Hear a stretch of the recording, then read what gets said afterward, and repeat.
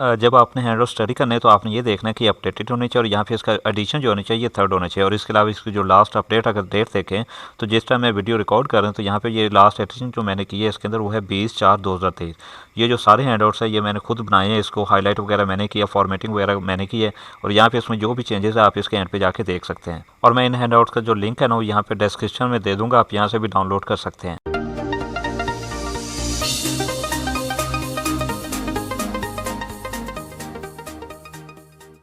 Lecture 19 की बात करें तो यहाँ पे है रिपोर्टिंग एरर।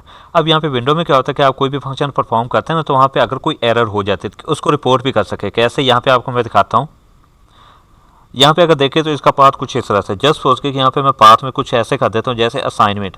आगे असाइनमेंट के नेम से एक फोल्डर तो पड़ा है लेकिन मैं क्या करता हूँ यहाँ पे इसका एड्रेस है वो गलत कर देता हूँ। अब मैं जैसे ही एंटर करूँगा तो यहाँ पे देखें इसने एरर मुझे शो कर दिया, यानी ये वाला जो पाथ है इसको, यानी असाइनमेंट के नाम से तो फोल्डर पड़ा है लेकिन ASSIG इस फोल्डर के नेम से कोई भी पाथ नहीं है, तो यहाँ पे ये मुझे एरर शो कर रहा है। अब अगर ये एरर यहाँ पे शो ना करे काम तो फिर भी चल जाएगा, लेकिन यूज़र को कैसे पता चलेगा कि यहाँ पे कोई एरर हुआ है या क्या इशू है। तो जब तक कि आप यूज़र को शो नहीं करवाएंगे तो यहाँ पे यूज़र को पता ही नहीं चलेगा कि इशू क्या है। इस चीज़ के लिए आप रिपोर्ट एरर का आप फंक्शन यूज़ कर लो। इसका जो फंक्शन यूज़ किया जाता है वो है गेट लास्ट एरर। तो गेट लास्ट एरर जो होता है, जैसे अगर कोई एरर अकर होते हैं ना तो यहाँ पे जो भी एरर हो रही होती है ना उसका कोड सिर्फ रिटर्न कर देता है। अब जब गेट लास्ट एरर है यहाँ पे कोड जो होता है ना वहाँ पे मेंशन कर देगा। जस्ट सपोज किया कि आप जब वेब ब्राउजर यूज़ कर रहे होते हैं तो वहाँ पे आता है एरर 404। अब आम यूज़र को तो नहीं पता कि एरर 404 क्या है, ये तो एक प्रोग्रामर को पता है ना कि एरर 404 क्या है। तो यहाँ पे ऐसा अगर कोई कोड आ जाता है ना तो सिंपल यूज़र को नहीं पता चलता। अब उसे उसकी लैंग्वेज में समझाना पड़ेगा कि इस एरर का क्या मतलब है। अब उसके लिए हम क्या करते हैं कि फॉर्मेट मैसेज होता है ना, इस फंक्शन को भी इसके साथ ही यूज़ किया जाता है। तो यहाँ पे ये जो कोड होता है ना इसको रिटर्न करता है, यहाँ पे उसको ले लेता है, कैप्चर करता है और यहाँ पे जो प्रोग्रामर उसको मीनिंगफुल इंग्लिश में कन्वर्ट कर देता है और उसके बाद जो शो करवाना तो यूज़र को करवा दिया जाता है। तो यहाँ पे सबसे पहले गेट लास्ट रिपोर्ट है ना, वहाँ पे वो फंक्शन यूज़ हो और यहाँ पे एक एरर रिटर्न कर दी गई, उसका कोई नंबर होगा लेकिन मुझे यहाँ पे जो सिंपल मैं समझ सकता हूँ ना उस लैंग्वेज यहाँ पे मुझे शो करवाया गया है। अब उसके बाद क्या होगा कि यहाँ पे जो सेकंड नंबर पे होगा फॉर्मेट मैसेज आया, वो फंक्शन को कॉल किया गया और उस फंक्शन में ये जो है ना प्रोग्रामर ने ये चीज़ें लिखी, विंडो कैन नॉट फाइंड, और यहाँ पे उसने एड्रेस जो है मेंशन कर दिया और उसके बाद उसने लिख दिया कि check the spelling and try again. तो यहाँ पे ये इस फॉर्मेट मैसेज इस फंक्शन के थ्रू की जाती हैं। और इसके साथ ही तीसरे नंबर पे जो फंक्शन यूज़ किया जाता है वो होता है लोकल फ्री। और यहाँ पे इस एपीआई को यूज़ करने का मकसद ये होता है कि जब फॉर्मेट मैसेज है ना ये जब किया जाता है ना तो यहाँ पे कोई रिसोर्सेज ले रहा होता है, तो यहाँ पे इसको डी एलोकेट करने के लिए लोकल फ्री को यूज़ किया जाता है। लेक्चर 20 को स्टार्ट करते हैं तो यहाँ पे ये सारा प्रोग्राम है, यहाँ पे देखने की जरूरत नहीं। यहाँ पे एक एमसीक्यू है, यहाँ पे आप देख लें तो एमसीक्यू में पूछते हैं which header file include all the Unicode macros for setting environment of a program. तो यहाँ पे इसका जो आंसर है वो है environment.h। तो यहाँ पे मैंने इसको हाईलाइट कर दिया है। टॉपिक 21 की बात करें तो यह है स्टैंडर्ड इनपुट आउटपुट डिवाइसेज। तो यहाँ पे there are 3 standard input output devices used in operating system. यहाँ पे जो 3 इनपुट आउटपुट डिवाइसेज यूज की जाती है वो है इनपुट, आउटपुट और एरर। अब यहाँ पे ये जो चीज़ें हैं ना ये एमसीक्यूज में भी आती हैं और शॉर्ट क्वेश्चन में भी आती हैं। यहाँ पे मैं आपको शॉर्ट क्वेश्चन दिखा देता हूँ। यहाँ पे शॉर्ट क्वेश्चन जो मिड टर्म में आता है वो है how many standard input output devices used in operating system. यहाँ पे आपने इनके जो नेम है ना वो लिखने। और इस तरह अगर एमसीक्यूज की बात करें तो यहाँ पे कुछ इस तरह स्टेटमेंट आते हैं in a window system input dash and dash r 3 input standard input output devices. तो यहाँ पे इसका जो आंसर होगा वो होगा आउटपुट और error. Standard input output devices की बात करें तो उन पे जो इनपुट ऑपरेशन होता है ना वो बाय डिफॉल्ट उसकी सेटिंग की गई होती है। जैसे यहाँ पे उन्होंने एक एग्जांपल दिया है कि जब हम प्रिंट एफ को कॉल करते हैं ना तो यहाँ पे उसकी डिफॉल्ट सेटिंग की गई होती है कि पेज की सेटिंग, पेज का साइज़ क्या होगा, पेज की सेटिंग क्या होगी, विड्थ कितनी होगी, लेंथ कितनी होगी, इस तरह की कुछ चीज़ें होती हैं ना वो डिफॉल्ट पे सेटिंग की गई होती है। यहाँ पे मैं आपको दिखाता हूँ। जैसे यहाँ पे मैं फाइल पे आके यहाँ पे क्लिक करता हूँ प्रिंट पे, तो जैसे मैं क्लिक प्रिंट पे करता हूँ तो यहाँ पे देखते हैं, यहाँ पे देखें यहाँ पे ऑलरेडी जो है ना डिफॉल्ट सेटिंग है कि उन्होंने डिफॉल्ट ऑल पे क्लिक किया और इस तरह जो श्रिंक ओवर साइज पेज है ये डिफॉल्ट सेटिंग है और इस तरह ओरिएंटेशन है वो ऑटो डिफॉल्ट पे सेट की गई है। तो यहाँ पे हम चेंज करना चाहें तो कर सकते हैं, लेकिन जो उन्होंने कुछ चीज़ें हैं वो डिफॉल्ट पे सेटिंग ऑलरेडी की होती है ताकि अगर यूज़र आए ना तो उसे सारी चीज़ें खुद से सेट ना करनी पड़े। तो आईओ जो डिवाइसेस होते हैं ना वो मैनिपुलेटेड की जाती है कैसे, हैंडल के थ्रू। हमने ऑलरेडी पढ़ा था कि अगर हमने किसी भी विंडो के ऑब्जेक्ट को एक्सेस करना है तो हम उसे एक्सेस डायरेक्ट नहीं कर सकते बल्कि उसके लिए हमें हैंडल चाहिए होगा। तो यहाँ पे हैंडल एक्सेस करने के लिए हम क्या करते हैं कि यहाँ पे जो एपीआई यूज़ की जाती है वो कुछ इस तरह से की जाती है, हैंडल और गेट एसटीडी हैंडल। यहाँ पे ये वाली एपीआई यूज़ की जाती है और यहाँ पे जो इसको आर्गूमेंट दिया जाता है वो दिया जाता है डी वर्ड और यहाँ पे एन एसटीडी हैंडल। तो इसके थ्रू जो है ना जिस भी ऑब्जेक्ट का होता है ना हैंडल वो रिटर्न हो जाता है और उसके बाद उस हैंडल के थ्रू जो भी फंक्शन परफॉर्म करना होता है वो फंक्शन परफॉर्म किया जाता है। जैसे अगर प्रिंट का फंक्शन परफॉर्म करना है या राइट का परफॉर्म करना है या रीड का परफॉर्म करना है, तो यहाँ पे जब हम ये प्रिंट को कॉल करते हैं ना, तो यहाँ पे सबसे पहले जो इस फाइल का जो होगा ना हैंडल है, इस फंक्शन को मिलेगा। तो जब तक इस फंक्शन को हैंडल नहीं मिलेगा ये कुछ भी नहीं कर सकेगा। अब यहाँ पे ये जो फंक्शन है ना प्रिंट का, तो यहाँ पे इसको हैंडल मिल गया, इस वाली फाइल का मिल गया। अब ये इसको एक्सेस कर सकता है, जो भी फंक्शनिंग परफॉर्म करना चाहते हैं वो कर सकते हैं। अच्छा, जब हम इस फंक्शन को कॉल करते हैं ना, तो यहाँ पे जो होता है ना, अगर ये फंक्शन सक्सेसफुल हो जाता है तो यहाँ पे इसको एक जो रिटर्न होता है ना, वैलिड हैंडल रिटर्न हो जाता है। यानी कि इसको हैंडल मिल जाता है कि इसको आप जो भी फंक्शन परफॉर्म करना चाहते हो वो कर सकते हैं। लेकिन अगर ये फंक्शन है वो फेल हो जाता है तो यहाँ पे इसको जो हैंडल मिलेगा वो इनवैलिड हैंडल वैल्यू मिलेगी। तो ये दोनों चीज़ें जो एमसीक्यूज में आती है, यहाँ पे मैं आपको एमसीक्यू की स्टेटमेंट दिखा देता हूँ। तो यहाँ पे जो एमसीक्यू आता है वो है on execution handle get STD. यहाँ पे जो पूरी एपीआई है वहाँ पे लिख दी है will return a valid handle in. अब ये सिंपल सी बात है, अभी हमने पढ़ ली कि अगर ये फंक्शन जो सक्सेसफुल होगा तो तब इसको वैलिड हैंडल मिलेगा, अदरवाइज इसको कौन सा मिलेगा, इसको अदरवाइज अगर फेल हो जाता है तो इनवैलिड हैंडल वैल्यू मिलेगा। अच्छा, नेक्स्ट जो पॉइंट है ना कि अगर जो हैंडल होता है वो क्लोज कर दिया जाता है, यानी कि एक जो फंक्शन था उसने एक्सेस किया और उसके ऊपर वर्किंग कर ली और उसके बाद उसने क्या किया कि उसको क्लोज एपीआई जो हमने पीछे देखी थी शायद लेक्चर नंबर 16 या 17 में, तो उसके थ्रू अगर उसको क्लोज कर दिया जाता है ना, तो उसका ये मतलब नहीं है कि उसको आगे भी कोई और जो फंक्शन है उसको यूज़ कर सकता है या यही फंक्शन दोबारा से यूज़ कर सकता है। तो यही इस फंक्शन को दोबारा से यूज़ करने के लिए इसका हैंडल जो है वो दोबारा इसको हासिल करना पड़ेगा। और यहाँ पे इसके आर्गुमेंट की बात करें तो यहाँ पे वो दिखा रहे हैं कि आप यहाँ पे जो है ना, यहाँ पे जो है N S T D handle, यहाँ पे आप तीन तरह के जो हैंडल है ना, वो तीन तरह के इंस्ट्रक्शन को आप यूज़ कर सकते हैं। तो यहाँ पे उन्होंने इंस्ट्रक्शन दिखाई हुई है। जो आर्गुमेंट आप पास कर सकते हैं वो सबसे पहले जो होगा वो आप इनपुट हैंडल इसको यूज़ कर सकते हैं, सेकंड नंबर पे आप आउटपुट हैंडल को यूज़ कर सकते हैं और थर्ड नंबर पे आप एरर हैंडल को यूज़ कर सकते हैं। सो यहाँ पे दो चीज़ें एमसीक्यूज में आते हैं, तो यहाँ पे इनको समझने की जरूरत नहीं, आप इनको एमसीक्यूज ही देख लें। यहाँ पे मैं आपको स्टेटमेंट दिखाता हूँ। तो यहाँ पे हम एमसीक्यूज की बात करें तो यहाँ पे input handle micro contain a variable con in which is N. तो यहाँ पे इसका जो आंसर होगा वो होगा इन्वायरमेंट वेरिएबल। और यहाँ पे इसी तरह हम आउटपुट हैंडल की बात करें तो यहाँ पे इसका जो एमसीक्यूज है, output handle contains dash as an environment variable. तो यहाँ पे जो होगा वो होगा कॉन आउट। यहाँ पे ऊपर जो हो रहा था वो कॉन इन हो रहा था और यहाँ पे आउटपुट में जो हो रहा था वो कॉन आउट हो रहा होगा। तो ये दोनों एमसीक्यूज मिड टर्म में आते रहते हैं। अब इसी तरह जो ऑपरेटिंग सिस्टम है इसमें रीडायरेक्शन का भी कॉन्सेप्ट है, यानी कि एक बार अगर इसने ये फंक्शन को कॉल कर लिया ना, यानी यहाँ पे उसने इनपुट दे दिया कि इसको इनपुट हमने देना है हैंडल। अब अगर इनपुट आ गए ना तो उसके बाद इसको रीडायरेक्ट भी कर सकते हैं, यानी कि दोबारा से इंस्ट्रक्शन भी दे सकता है। कैसे? यहाँ पे दोबारा से आ जाएगा N S T D handle, यानी जस्ट सपोज किया कि पहले जो इसको तो यहाँ पे वैल्यू मिली थी इनपुट हैंडल, लेकिन अब जो फंक्शन को चाहिए आउटपुट हैंडल की चाहिए, तो उसके लिए क्या करेगा, इस हैंडल का सबसे पहले तो नेम दे देगा और उसके बाद उसकी नई वैल्यू दे देगा। जैसे अगर वो यहाँ पे आउटपुट हैंडल देना चाहता है या एरर हैंडल देना चाहता है, जो भी देना चाहता है, तो यहाँ पे न्यू वैल्यू देकर दोबारा से उसको रीडायरेक्ट किया जा सकता है। और ये पिछली एपीआई की तरह अगर तो ये सक्सेसफुल हो जाता है ना तो रिटर्न ट्रू कर देता है, और इन केस ऑफ फेल यानी कि अगर ये फेल हो जाता है ना यहाँ पे फॉल्स रिटर्न कर देता है। टॉपिक 22 की बात करें तो यहाँ पे जस्ट एक एमसीक्यूज है, यहाँ पे आपको दिखा देता हूँ। यहाँ पे एक है फंक्शन ऑप्शंस के नाम से। अब जो एमसीक्यूज आता है ना वो कुछ इस तरह से आता है, options function text dash parameter. तो यहाँ पे जो कितने जो पैरामीटर लेते हैं वो वेरिएबल, यानी कि समटाइम आप इसको एक पैरामीटर भी दे सकते हैं, 5 भी दे सकते हैं, 3 भी दे सकते हैं। तो वेरिएबल का मतलब है कि अकॉर्डिंग टू सिचुएशन अगर 2 चाहिए, 4 चाहिए, जितने भी चाहिए तो उतने पैरामीटर हम इसको पास कर सकते हैं। और यहाँ पे सारे टॉपिक में बाकी प्रोग्रामिंग है, तो इस तरह के जो क्वेश्चन है वो मतलब पेपर वगैरह में नहीं आते, तो हम इसे स्किप कर देते हैं। तो यहाँ पे एक और एमसीक्यूज आ गए, यहाँ पे आप देखें cat file function text dash parameter. तो यहाँ पे इसका जो आंसर है वो 2 है। अब यहाँ पे ये देखें ये फंक्शन लिखा हो कैट फाइल और यहाँ पे जो है हैंडल एच और यहाँ पे इन फाइल है और इस तरह हैंडल एच आउट फाइल है, तो ये 2 पैरामीटर लेता है। टॉपिक 23 की बात करें तो यहाँ पे इनक्रप्टिंग फाइल। अब इनक्रप्शन जो है ना ये बहुत ही ओल्ड टेक्निक है, तो जो पुराने बादशाह होते थे जैसे रोमन बादशाह वगैरह, वो अपनी जो गुफ्तगू होती है ना उसको भी इनक्रप्ट करने की कोशिश करते थे। अब इसके लिए जो वो मेथड यूज़ करते थे, एक यूज़ होता था सीजर चीफर एल्गोरिथम। अब इस मेथड में क्या होता था कि एक जो इंग्लिश का लेटर है ना तो वहाँ पे किसी और इंग्लिश के लेटर से रिप्लेस कर दिया जाता था, यानी अगर ए है ना तो उसको सी से रिप्लेस कर दिया, अगर डी है ना तो उसको किसी और लेटर से रिप्लेस कर दिया। तो सीजर चीफर में यही एल्गोरिथम वर्क करता है और इसका एक मेथड होता है। अब यहाँ पे जो सिंपल और प्लेन टेक्स्ट होता है ना उसको जब कन्वर्ट किया जाता है यानी इनक्रप्ट किया जाता है, तो उसे जो कहते हैं वो कहते हैं सेफर टेक्स्ट है। अब इस तरह जो टेक्स्ट होता है ना जिसको हम कन्वर्ट करने जा रहे हैं यानी कि इनक्रप्ट करने जा रहे हैं, तो उसे जो डिनोट किया जाता है वो पी से किया जाता है, यानी कि उससे वो प्लेन टेक्स्ट होता है ना, तो यहाँ पे प्लेन टेक्स्ट उसको पी से डिनोट किया जाता है। और जब वो इनक्रप्ट हो जाता है ना तो उसको जो किया जाता है ना डिनोट वो सी से किया जाता है। अब यहाँ पे फाइल इनक्रप्शन प्रोग्राम का मेथड देख लेते हैं। तो यहाँ पे क्या होता है कि हम एक नंबर ले लेते हैं अपने पास से या प्रोग्राम में सेट कर लेते हैं। तो जैसे हम अगर सेट कर लेते हैं कि जो नंबर होगा 1 होगा, तो यहाँ पे ये प्रोग्राम कैसे वर्क करेगा मैं आपको यहाँ पे दिखाता हूँ। तो यहाँ पे मैं चाहता हूँ कि एक लेटर है PAK, यहाँ पे ये जो हमारे पास प्लेन टेक्स्ट है, तो मैं चाहता हूँ कि इसे इनक्रप्ट किया जाए। अब इनक्रप्शन में क्या टेक्निक यूज़ होगी, यहाँ पे क्या होगा कि हम N जो यूज़ करें वो एक यूज़ करें। अब यहाँ पे क्या होगा कि P जो है ना लफ्ज़, इसको इनक्रप्ट करने के बाद ये बन जाएगा Q बन जाएगी, यानी कि हम N को 1 यूज़ कर दें। अब इसी तरह A है ना, यहाँ पे A जो बन जाएगा वो B बन जाएगा। और इस तरह अगर हम K की बात करें तो K की जगह जो आ जाएगा वो L आ जाएगा। अब जो इनक्रप्टेड टेक्स्ट बन जाएगा कुछ इस तरह से बन जाएगा, यहाँ पे आ जाएगा Q और फिर आ जाएगा B और L।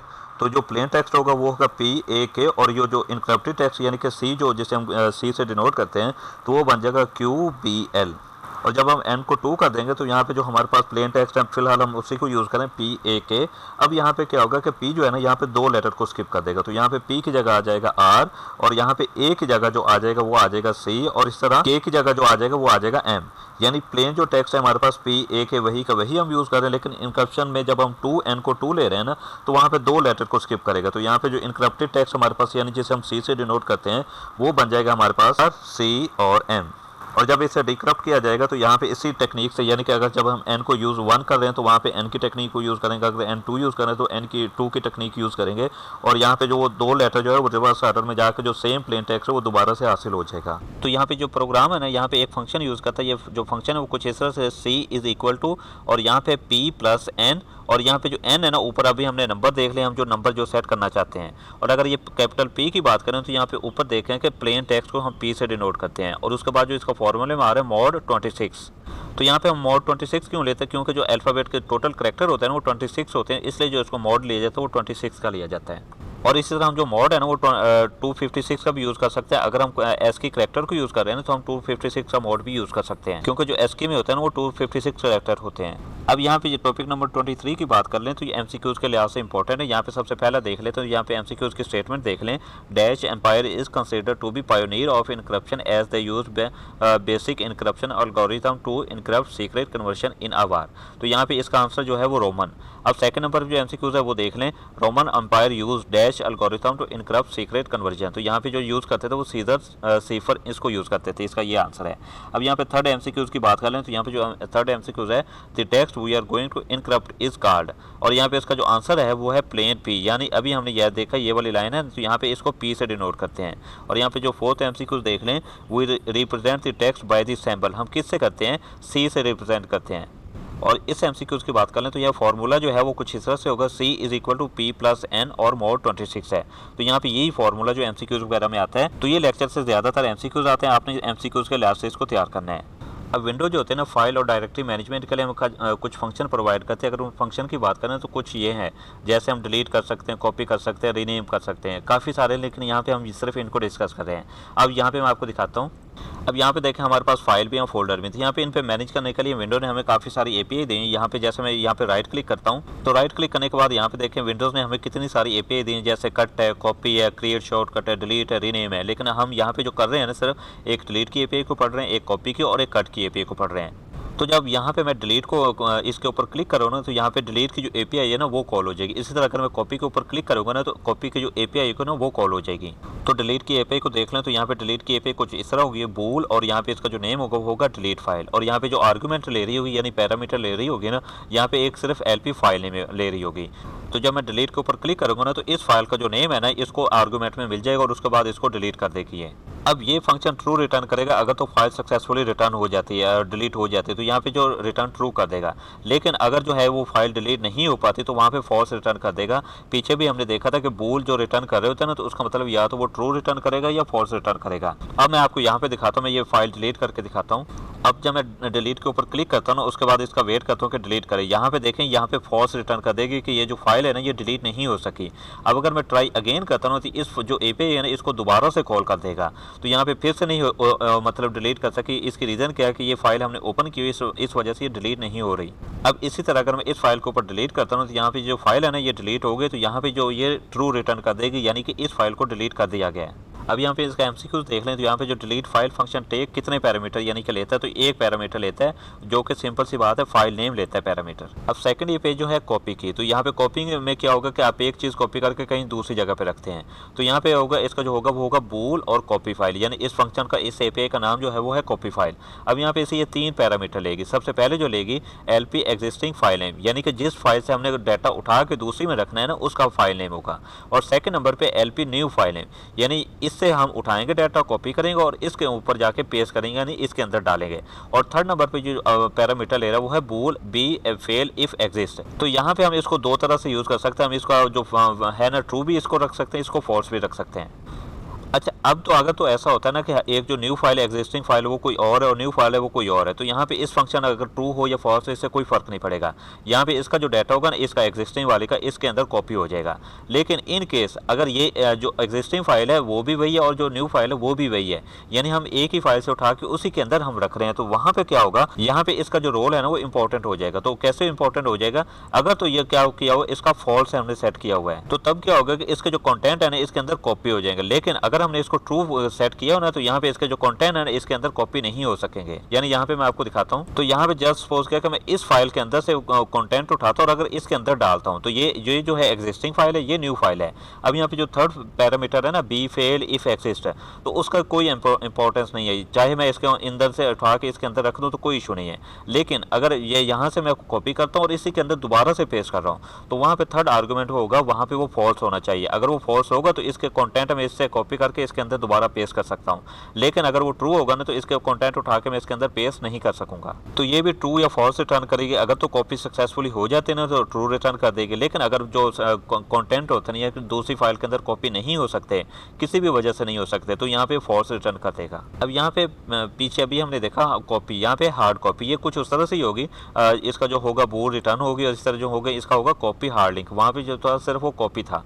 अब यहाँ पे क्या होगा, इसके आर्गूमेंट पहले दो तो बिल्कुल वही के वही है, लेकिन जो थर्ड आर्गूमेंट है वो चेंज हो रहा है। तो यहाँ पे क्या हार्ड कॉपी में क्या होगा कि सिर्फ जो उसके एट्रीब्यूट है ना सिक्योरिटी एट्रीब्यूट उसको भी हम चेंज कर सकते हैं, यानी कि न्यू फाइल के अंदर जब हम कॉपी कर रहे हैं ना तो वहाँ पे उसके एट्रीब्यूट को हम चेंज कर सकते हैं। तो यहाँ पे वो बता रहे हैं कि create a hard link for the existing file है, यानी इसके ऊपर जो सिक्योरिटी एट्रीब्यूट होंगे ना वो हम इसके ऊपर अप्लाई कर देंगे। यानी जो कंटेंट हो रहे हैं ना वो तो कॉपी हो ही हो रहे हैं, उसके साथ साथ क्या होगा इसके जो सिक्योरिटी एट्रीब्यूट है ना इसके ऊपर भी अप्लाई हो जाएंगे। लेकिन इसके लिए क्या है कि दोनों फाइल जो होते हैं वो सेम सिस्टम वॉल्यूम के अंदर होनी चाहिए। यानी कहने का मतलब ये है कि अगर ये ऊपर वाली जो फाइल है ये अगर डी में पड़ी हो ना तो यहाँ पे ये वाली जो फाइल है ये भी डी ड्राइव में पड़ी होनी चाहिए। तो यहाँ पे वो बता रहे हैं कि सिक्योरिटी एट्रीब्यूट है ना वो न्यू फाइल के ऊपर अप्लाई हो जाएंगे। अब यहाँ पे एमसीक्यूज में भी आता है तो एमसीक्यूज देख लेते हैं। तो यहाँ पे पूछते हैं true about hard copy function क्या चीज़ है, तो security attribute will apply on new file name, यानी कि जो न्यू फाइल बनाई जाती है उसके ऊपर भी अप्लाई हो जाते हैं। अब न्यू एपीआई जो है वो है मूव की, तो यहाँ पे मूव की एपीआई कुछ इस तरह से होती है, इसका जो आर्गुमेंट है पीछे वाले की तरह ये बूल है, यानी कि ट्रू या रिटर्न करेगी या फॉल्स रिटर्न करेगी। अब इस एपीआई का नेम है मूव फाइल और यहाँ पे ये दो आर्गुमेंट लेंगे। पहले नंबर पे क्या होगा कि एलपी एग्जिस्टिंग फाइल नेम, यानी कि जिस फाइल नेम को हमने कॉपी करना है यानी कि मूव करना है, कट करके दूसरी जगह पे पेस्ट करना है तो वहाँ पे उसका नेम होगा। और सेकेंड नंबर पे कि जहाँ पे जाके हमने पेस्ट करना है ना तो वहाँ पे उसको नेम क्या दिया जाएगा, यानी यहाँ पे इसका जो नेम है वही यूज़ किया जाएगा, इसको क्यों कोई न्यू नेम दिया जाएगा। तो यहाँ पे ये दो आर्गुमेंट है, ये दोनों सेम भी हो सकते हैं और डिफरेंट भी हो सकते हैं।